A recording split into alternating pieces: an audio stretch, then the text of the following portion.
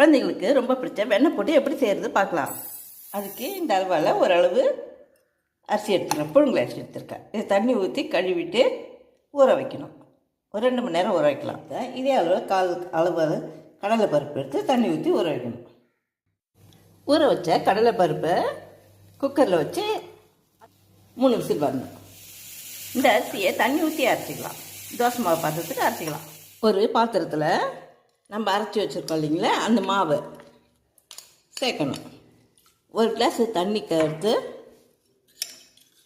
கடலை பருப்பை இதில் சேர்க்கணும். இது நாம் அரிசி எடுத்தோம் பாருங்க, அது மாதிரி அதே அளவில் ஒரு அளவு வெல்லம் சேர்க்கணும். இந்த அளவில் அரை அளவு தேங்காய் பூ, இதில் 4 ஏலக்காய் பொடி பண்ணி வச்சுருக்கேன், அதை இதில் சேர்க்கணும்.